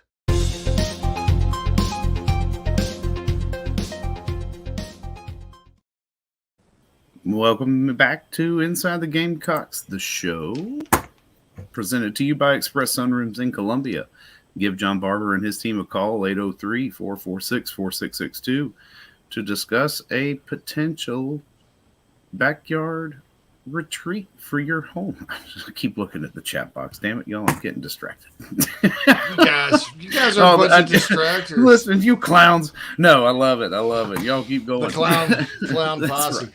Yeah. So well, Jamie. I was going to say we could dip into the iHelp Consulting mailbag, or where do we want to go here? Yeah, let's go with that mailbag question. I think from let's start with Chris. Start the one with Chris, yeah. And then we'll go. No, I'm sorry. Yeah, Chris, and then we'll go Joseph, and then we'll go Bradley, because we'll finish it off and get back to basketball and Bradley's question. So let's roll it. So let's see. So Chris writes in, JC and Phil, I watched Wilt Fong on his Whip Around show from a couple of days ago talk about Harbor's recruitment, visiting Oregon. He sounded giddy, talking about how great the visit is going to be with Phil Knight assisting and seeing the track facilities. Parenthetically, which rubbed me the wrong way. Eugene, Oregon is not Disney World, and Columbia, South Carolina is not Skid Row. He mentioned that Lanning's in-home visit with Harbor last week was the first time they had met him in person. I don't see how you can get comfortable playing for a coach you've only met twice before getting to campus. He also mentioned Maryland is always being brought up by the sources in his camp. Do you think, like me, that this is all just a pile of crap meant to stir up energy for a lackluster February signing period where he's the headliner? I think he's Carolina bound just based on the fact that he's always mentioned us at or near the top with other schools for a year now. Stronger for longer theory. Thanks, gentlemen. Chris. I mean, that's the thing you got going for you for Nick, JC, is the stronger longer. I mean, you've been in on him. You know, I don't think the addition of Taylor Edwards can be overstated for the impact that we've had up there in the DMV, right? From a recruiting perspective. Pete Limbo, Sterling Lucas. Limbo. I mean, you got Ronnie a lot of connections there. Yeah, we're ready for the Beamer Hall at USC DMV to be erected at any minute now.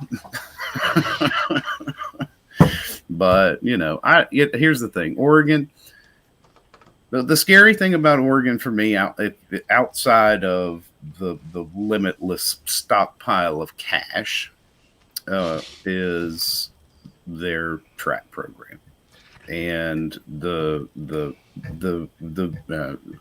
ability of him to really shine there and mold him into an Olympian if that's where his head's at, because they definitely have superior facilities for that ahead of anybody else that Nick is considering, LSU, Michigan included. It's one of the best track programs in the country. They won a national indoor and outdoor as recently as 2016, 2017. Now, their facilities are unreal. Go look at it. Pull it up. I mean, everything at Oregon, you see like pictures of Outson Stadium or pictures of their basketball arena. Their baseball stadium's nice. They're all nice, but it's small. I mean, Outson Stadium, you could probably fit that inside of Williams-Brice and still have room to spare. Hell, that's what the Bears did when they remodeled Soldier Field. They just basically put Outson Stadium on top of those columns. On the spaceship. but dude, Hayward Field, where they run track, oh my God, it's like an Olympic stadium kind of thing. That is track university. So that's going to be a big selling point. And, you know, I get it, stronger, longer. I get all that, but you know, we'll see. We'll see what happens. I'll say this: Oregon, for a kid like that, is a very impressive place that has that desire to go run track and all that. And you know, could they come out of nowhere and get him? Yes.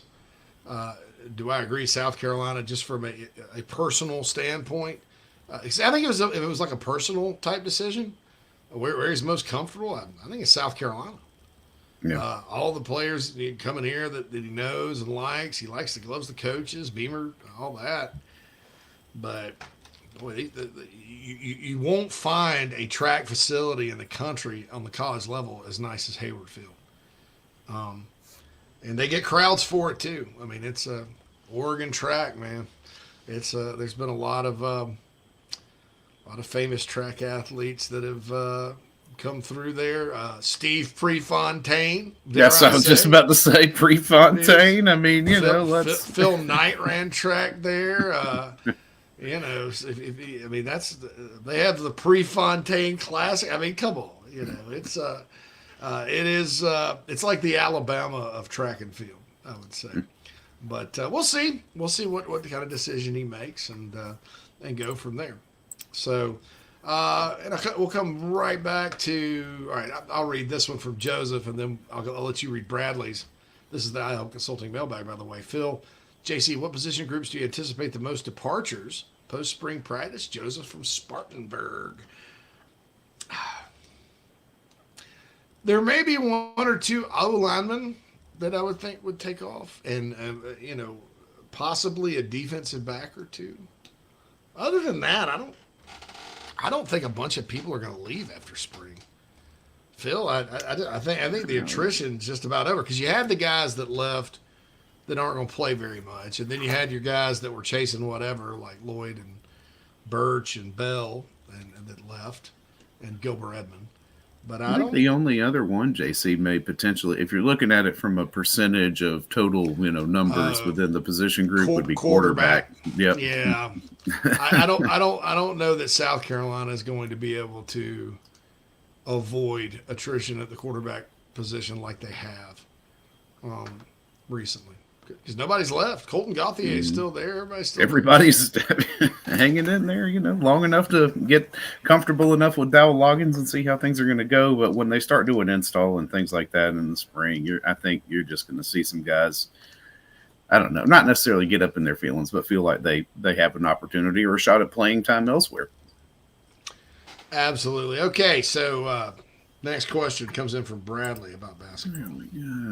Brad, how much time should be given to Coach Paris to get the train back on track? I'm of the belief that this first year did not and should not have come with any lofty expectations. That's reasonable.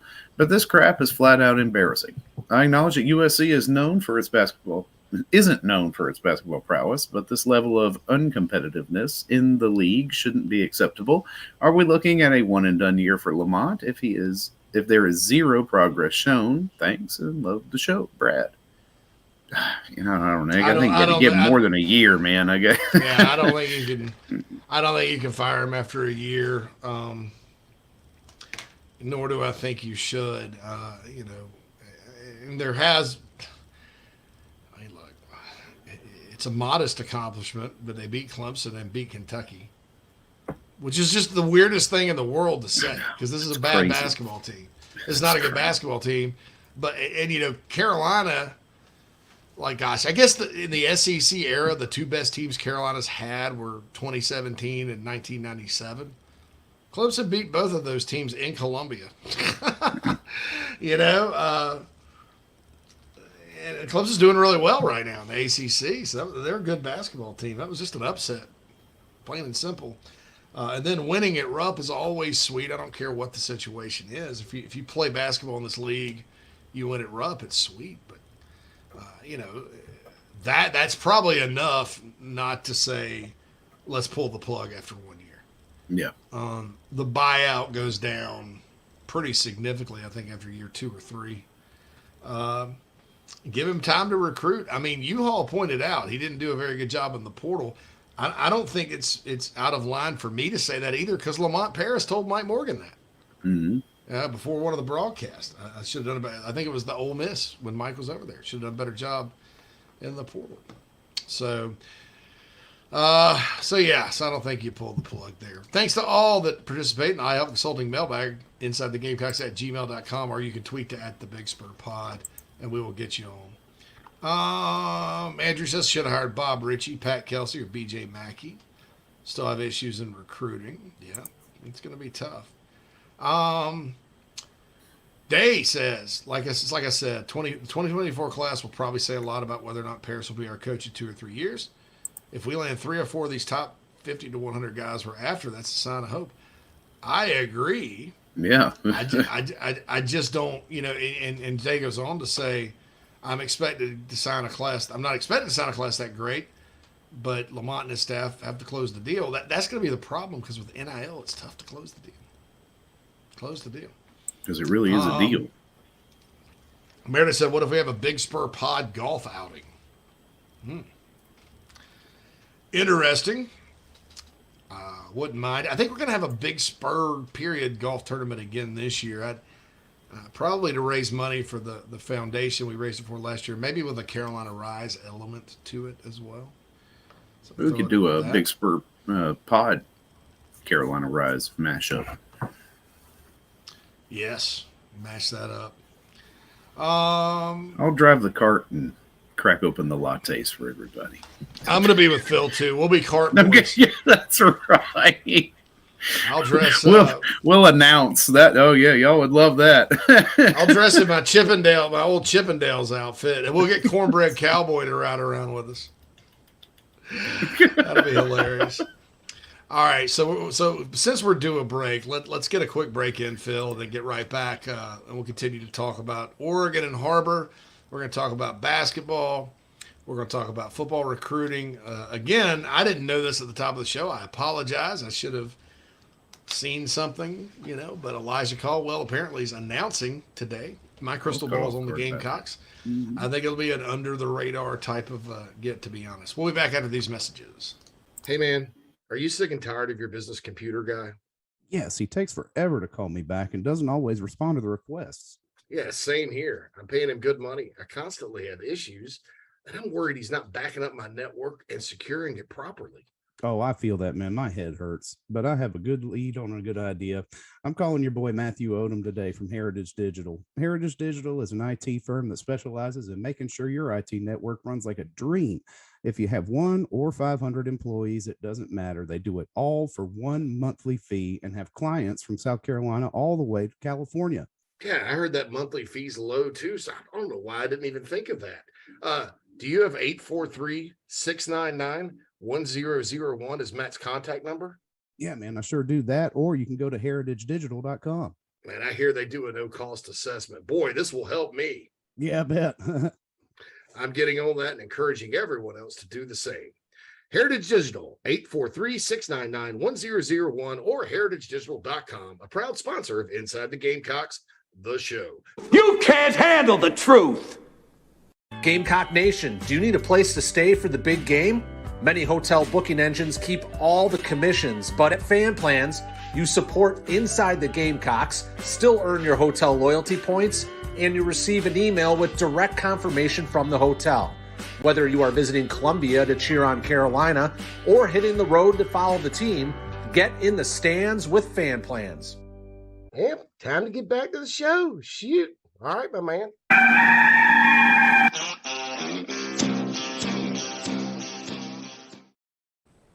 And welcome back to Inside the Gamecocks, the show brought to you by Express Sunrooms in Columbia. Give John Barber a call, 803-446-4662, to discuss a potential enclosure for your patio or porch. They'll be happy to talk to you free of charge and mention you heard it here. Get $500 off your project with Express Sunrooms in Columbia. What do we got here now? Lots of track and field talk in the Nana's Porch chat box, which I find interesting. I like track and field. Summer Olympics is always fun, getting to watch people out there run and do all sorts of different things. And just one of those things where you just sit there and you're like, wow, they are so much more athletic than I. When I played football, I guess they asked me to. They said you need to go run track. It burns. A lot of football players did that. Yo, man, the way they run all practice, man, I threw up. I was like at the end. I was like, this is ridiculous. Because it was crazy about it, Phil. I just come off of a basketball season. Basketball, right. You're running up and down the court all the time, but it's like a different level. So I was like, screw this. I didn't go back out for that one. Well, that's what I was talking about yesterday with my daughter Stella. She came home and said, she's like, oh, we got to do in PE, we got to run a mile. I was like, well, that shouldn't be that big a deal for you. I mean, you play basketball, so, you should be conditioned to running long distances. She was like, whatever. A mile is 4 laps around a track, though. It's like they don't tell you that. Because you're looking at the track and it's like vast, and you're like, this is probably a mile, right? No, it's a fourth of a mile. It's a quarter. That's right. Although I will say, my wife and I ran a 5K up here. Well, I mean, we jogged it. We didn't run it. I didn't compete, but I finished. That's important in the 5K. Right? Yeah. Important in the 5K. Our buddy, I talk about our buddy Skipper a lot. I wish he was in the show, but he doesn't. This dude did a all right. So I guess he wouldn't mind me telling this show. Like a lot of us, or like me at least, he went through a divorce, and whereas I kind of like decided, well, time to catch up on going to the bar. Hadn't been to the bar in about 10 years. Let's just get back to it, right? He went like kind of the Forrest Gump way and started doing triathlons and didn't finish many of them. So, I mean, hats off to him. Hats off to Skip. Yeah, no doubt. Oh, man. Hutch comes in with a basketball thing. Solution to fixing Carolina's men's basketball team, hiring Dawn Staley as head coach. Big name plus Nike connection. Sounds promising. I don't think she has any interest in leaving what is the best job right now in her sport and taking the worst job in that sport. Yeah, right. She did it with the men. But, and look, Dawn's done a good job too. Think about this. Now, we're just kind of in a different era. All this change has happened at once, Hutch. And Dawn, she came in and she was able to recruit herself off of her name. And she also had the foresight on campus to say, all right, NIL is going to be a thing. I'm going to go leverage my connections to maybe help my girls get endorsements and stuff like that. So that program on campus, they're making more money than anybody. Yeah. Make money, pound for money. Pound. Yeah, they are. Because you got some girls there, like Raven Johnson's a big influencer, and wow, it's just it's crazy. It's crazy. Yeah, they're not just selling T-shirts over there on the women's basketball team. They've got full clothing lines. a buddy of mine does autograph signings. To get a Leah Boston, he told me it was $10,000 an hour. Not surprised. Not surprised. I was like, well, here's what I'll do. That's where you start the negotiation. Well, here's what we can do here. We can just no and no. We'll get twice the crowd for a couple of backup football players. How about that? Yeah, that's right, for an offensive lineman or two. Marcus, has any word on the Carolina Panthers head coaching search? I hadn't heard anything. Phil, have you?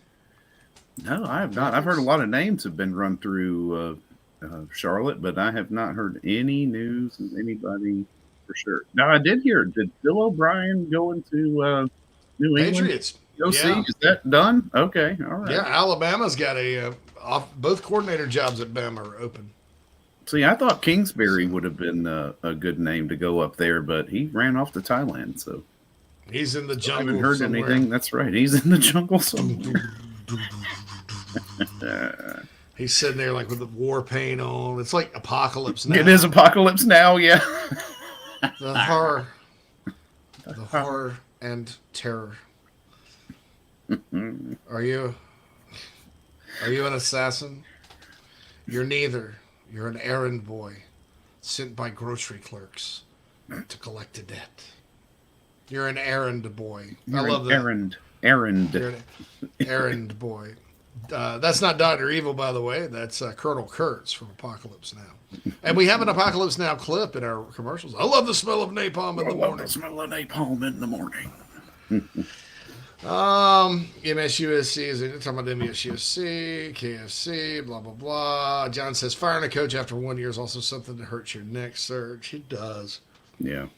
Krieger says, if we get Harbert, it'd be great, but nothing's going to put a damper on this 2023 class. These coaches killed it. Yeah, they didn't lose anybody. Nope. Michael says, I don't get why they don't start Zachary Davis.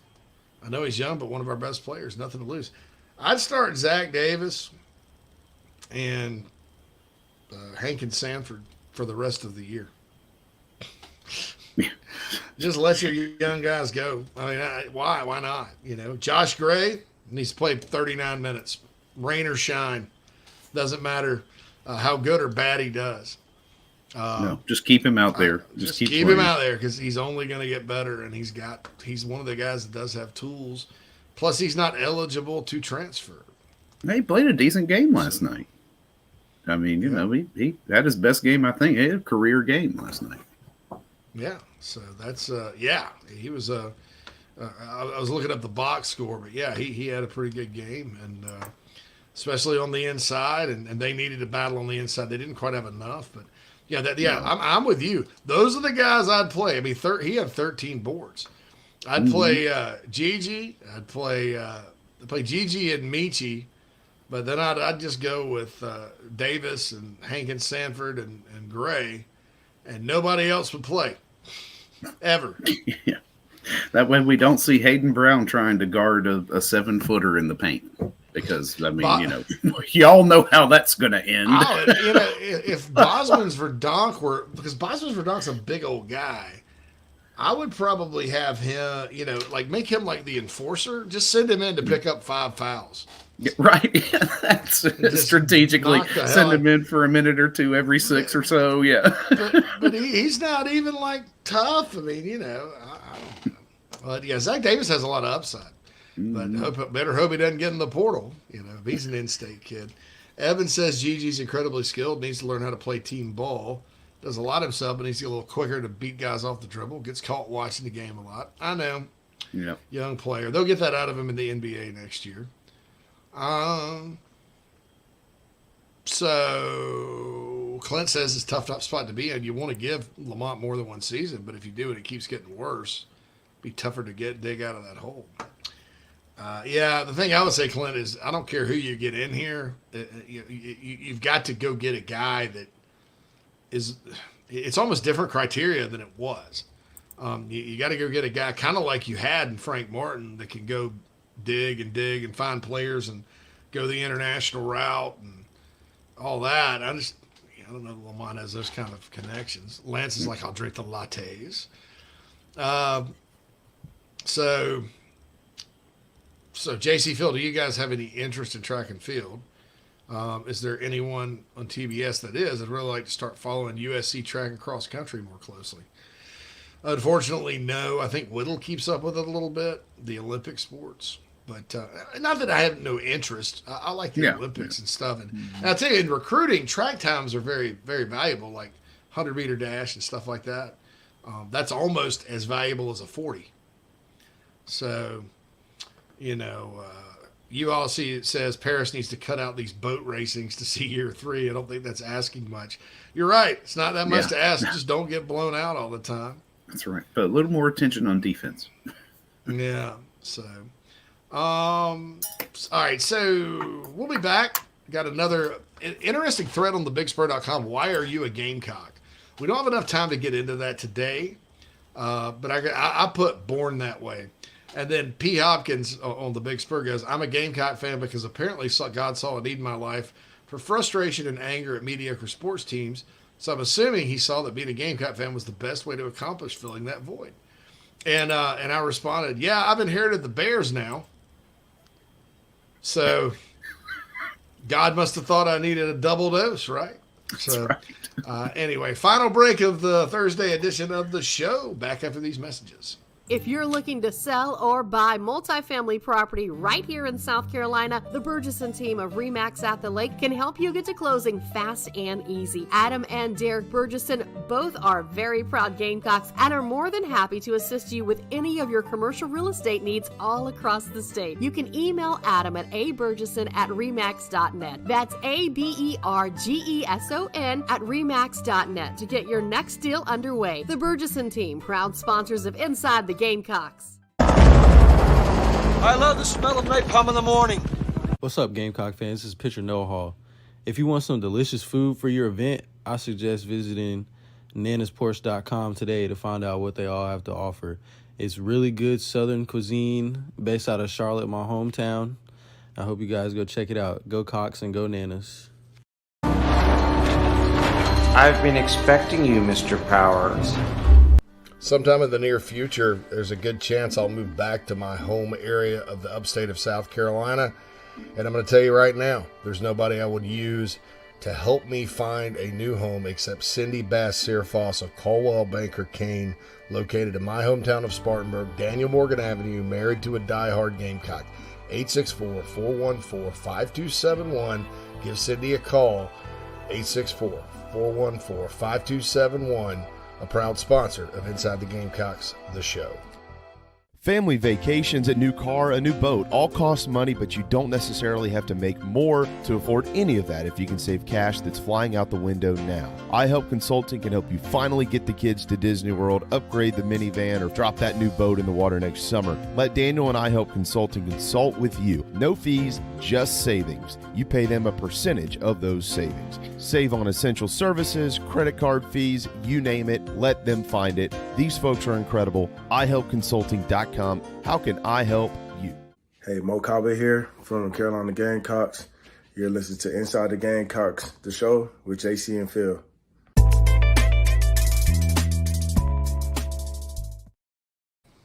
Welcome back to Inside the Gamecocks, the show. Final segment of the show on this Thursday edition. Brought to you by Express Sunrooms in Columbia.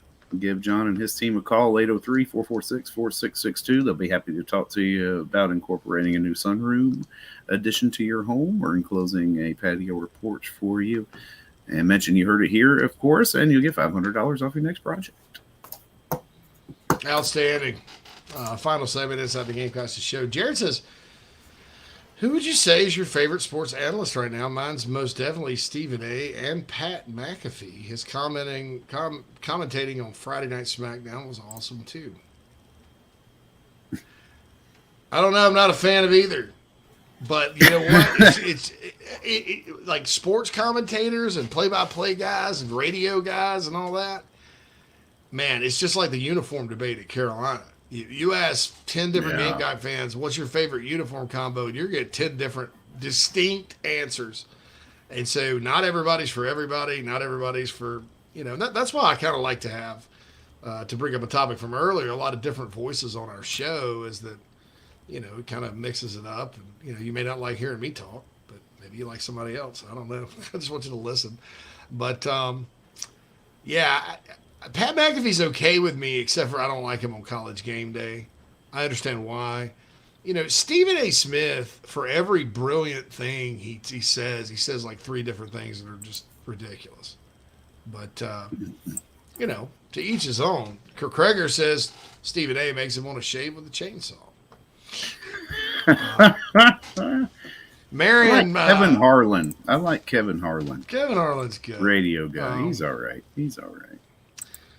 Marion says, you mentioned earlier Percy Eberhardt. Percy Eberhardt, he went to Anderson College with Marion. They were both freshmen on the team that year. He had a heart attack playing in a pickup game. Yeah, died tragically. Quantrell says, who would be the point of contact to boost NIL in basketball? Is there someone affiliated with the university who has the cash and wants to see a competitive men's team? Probably, but they're all football fans too. So it's the only issue, right? Yeah. That's the problem. Quantrell says he did track in high school, so he didn't have to do winter and spring lifting for football. See, I like the lifting. Lifting was fine. Gains, bro. Gains. I was like a ref in there, like a college ref. A college ref. Holding on my guns. 10 yards. First. It's got the jug of water. I pick things up and put things down. That was that.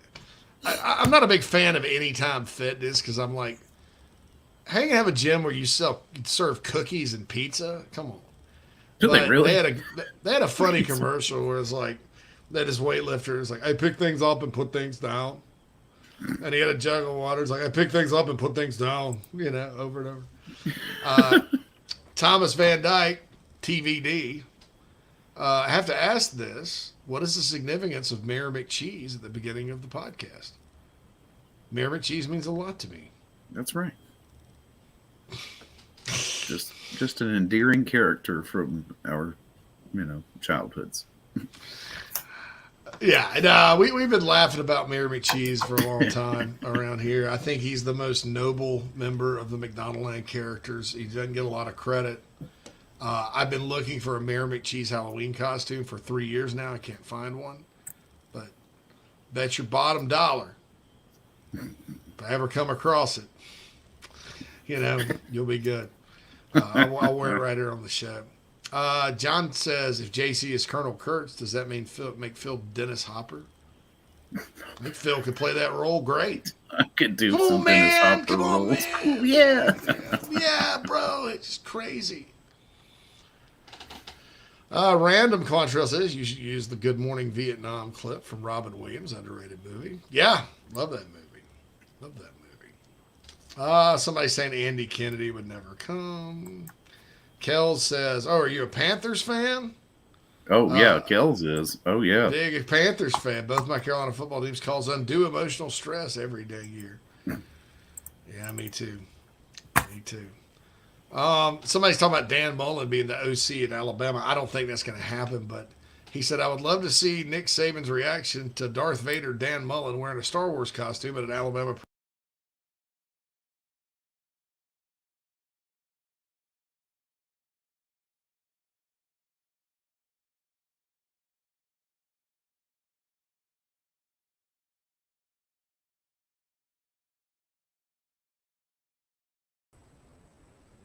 What? I have no idea what just happened. Yeah, man, we just zapped away. Zero idea what just happened. That's okay. What do we get for talking about the Panthers? Yeah, I should have done that. Stacy gets mad when Roy Philpott calls a game. Dave points out, I'll never forget when Philpott wrote that article when he worked for Clemson's website in 07-08 where he did nothing but trash USC. How about Roy Philpott called me out personally for saying on the Big Spur that Stephon Gilmore was going to South Carolina? Yeah. How about them apples? I'll never forget that. Every time I see him do a game. Now, look, Roy's, if you take the website part out of it, he's pretty good. I mean, I think he's got a pretty good voice and all this good stuff. But I think he's pretty good at that because if you don't think about the fact it's Roy Philpott, that's the thing. Phil's internet seems to be buffering. I don't know if you guys can hear me or not, but man, we're going to have to, I don't know where Phil went. Phil, where are you, Phil? Phil, here he comes back. Then there's another Phil Molinex. There you are. No idea what is going on here. Okay, good. Yeah, Sonder could hear me. I was just sitting here going like that. So, looks like the squirrel on the hamster on the wheel in the upstate with the internet's probably like passed out. Been drinking too many lattes, you know. So I'm over here whipping the crap out of it, and it just won't go anymore. Lance Player wandered into the gerbil or the hamster wheel area at the cable company and gave him a few lattes, and so. Michael says his internet buffered at the same time. That was weird. Quantrell says the Illuminati interrupted the broadcast. That's right. Somebody mentioned Stephen A. and it's Disney now after us. Yeah, that's right. Or the Roy Philpott fan club. Yeah, that Roy Philpott. Yeah, I am in the upstate. Mess your internet up, Gamecocks. Tired of that Gamecock. Coots talking. Crazy Coots. Gonna get him Coots, man. Look, I got this internet virus that'll make them skip. It's called the Skippity-Doo virus. Named it after Dabo. Coot killer. Dabo Skippity-Doo. I don't. Lance says the squirrel or the gerbil was looking for a good time, so he obliged. And we have Blind Squirrel Sports in here too. So I don't know. That's right. That's right. I don't know why. I think that's why I keep calling it a squirrel, because I see that. It's a gerbil or hamster. You can't. Squirrels don't really run on wheels, I don't think. Maybe they do. Keep them in captivity. Who knows? Who knows what'll happen there? But anyway, yeah. This thread about how did you become a Gamecock? That's weird. Most people are like, hey, I was born that way, Carolina family. Some people are like, well, there are a few of them that like, well, I didn't really even care about sports until like, 2008. And I'm like, I started the Big Spur in 2007. So that makes me happy that you're here, you know. Right. I don't even really care about sports. I'm like, okay, so I guess I guess it's good. I mean, it's college football is one of those things that when it gets in your blood, it is addictive. It's awfully regional too, JC, because it was like, before my family moved back to our ancestral homeland here in the Carolinas, we lived in the DMV, and in Fairfax, Virginia, right there, it's pro. Everything's pro. You hear a little bit about Virginia, but it's just kind of there's a lot of offhanded, yeah. A lot of Hokies in Nova too, but it's well, those two schools, like Virginia is closer to it in Charlottesville, but then Blacksburg, I've driven from DC to Blacksburg before. Mm-hmm. Not. That's probably a long, lonely road. You go past. There's a lot of colleges on that road. I guess it's I-81, and so you pass James Madison and VMI, and then way down at the end, before Roanoke, you get to Blacksburg. Virginia Polytech Institute and State University. Mm-hmm. So that's good. Yeah, it is pro.